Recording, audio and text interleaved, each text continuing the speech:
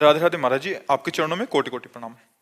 महाराज जी, इस शरीर की पत्नी में हमारी बहुत आसक्ति है, इसके कारण महाराज जी भजन में घाटा हो रहा है, डट के भजन नहीं कर पा नहीं, कोई बात नहीं कि आज जो पति पत्नी में मनमुटाव हो रहा है, पति पत्नी में संबंध विच्छेद हो रहे, पति पत्नी में जो हिंसा हो रही है, उससे अच्छा है कि पति पत्नी से प्रेम करे, पत्नी पति से प्रेम करे, पत्नी और पति दोनों एक दूसरे के हृदय में भगवान को देखने की चेष्टा करें और खूब डट के प्रेम करें। कोई बाधा नहीं। ये हमारे सनातन गृहस्थ धर्म की रीति रही है। अपनी पत्नी, अपने बच्चे, अपने परिवार से प्यार करना, वही तो टूट रहा है। उसी की तो बात कर रहे हैं। थोड़ी थोड़ी बात में भाई भाई की हत्या कर रहा है, थोड़ी सी जमीन में, थोड़ी सी बात में भाई भाई की हत्या कर रहा है। अपनी वासना की पूर्ति के लिए पत्नी पति की हत्या कर रही है, अपनी अनुकूलता न मिलने के कारण पति पत्नी की हत्या कर रहा है। यही तो हम चाहते हैं कि आपस में प्रेम करो। प्रेम बाधक नहीं है, आप चिंता न करो, प्रेम करो और उस प्रेम को भगवान को समर्पित करो। नाम जप करो और कमाओ और पति पत्नी परिवार खूब प्रेम से रहो। यही हमारे सनातन धर्म की रीति है। ये झगड़ा, लड़ाई, हिंसा, व्यभिचार, बॉयफ्रेंड गर्लफ्रेंड, इधर उधर भटकना, ये हमारे रीति नहीं है।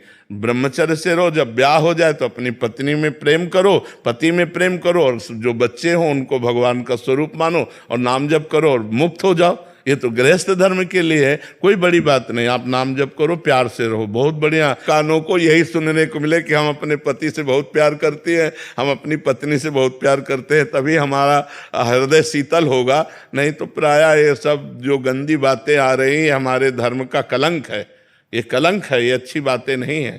करण सिंह अटवानी जी, राधे राधे महाराज जी। महाराज जी, आप कह रहे हैं कि आप बच्चों को पढ़ाई कराते हैं, उसमें इतना इन्वॉल्वमेंट हो जाता है कि जो नित्य नेम है वो कहीं ना कहीं बाधित होता है, इसलिए असंतुष्टता और मरने के बाद क्या होगा इसकी चिंता महाराज जी बहुत सताती है महाराज। तो हाँ, बिल्कुल होना चाहिए। ये तो बहुत बड़ी बात है। हम तो प्रायः जो परिजन होते हैं उनको एक बात कहते रहते हैं कि आपको ध्यान है आप मरोगे। तो आदमी बुरा मानता है, नहीं मानता कि यार मरने की बात क्यों करते हैं। और मरने की बात ही हमको संभाल सकती है कि यार मरना है मुझे। अगर श्री कृष्ण ना मिले, प्रभु ना मिले, वो परमात्मा, वो वाहेगुरु ना प्रसन्न हुए, तो हमारे जीवन का लाभ क्या रहा। हमारा जीवन व्यर्थ चला जाएगा।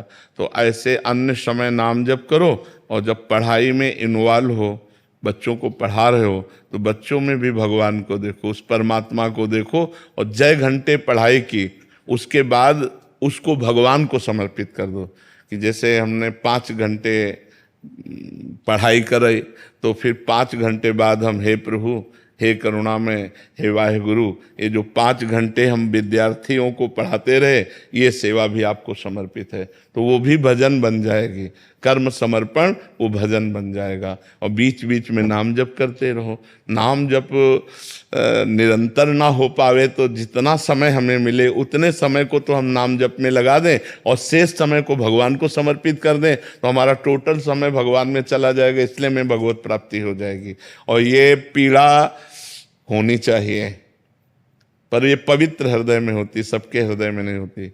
जो अपवित्र हृदय होते हैं उनको होता है, मरेंगे तो देखा जाएगा। लेकिन जो पवित्र हृदय होता है उसमें जलन होती है कि अगर इस जन्म में हम काम ना बना पाए तो अगले जन्म में पता नहीं कौन सी योनि हमें प्राप्त हो। क्या उस योनि में हमसे भजन होगा। मान लो हम पशु पक्षी बने, तो क्या उसमें हमसे भजन हो पाएगा, हमसे साधना हो पाएगी? नहीं, केवल कर्म भोग होगा। तो मानव जीवन प्राप्त करके हम इतना भगवत भजन करें कि इसी जन्म में हमें भगवत प्राप्ति हो जाए। कम भगवत प्राप्ति हो जाएगी, इस पर विश्वास। बिना प्रयास के हर समय भगवान का स्मरण रहना मतलब भगवत प्राप्ति के योग्य आप हो गए हैं। हर समय उठते बैठते चलते फिरते यदि हमारे भगवान की स्मृति है, बस भगवत प्राप्ति हो गई। तो संत महात्माओं का आदर और समस्त जीवों के प्रति भगवत भाव और नाम जप, इसी से भगवत प्राप्ति हो जाएगी। नामे रुचि, वैष्णव सेवा और जीवे दया, ये सबसे बड़ा कार्य। अगर जीवे दया और नामे रुचि और वैष्णव सेवा, संत साधु सेवा और खूब नाम जप और सबके प्रति परोपकार की भावना, बस भगवान की प्राप्ति हो जाएगी। गृहस्थ धर्म में ज्यादा प्रपंच करने की जरूरत नहीं, नाम जप करो और अपने कर्म को भगवान को समर्पित कर दो, इसी से भगवत प्राप्ति हो जाए। पर आहार शुद्ध होना चाहिए।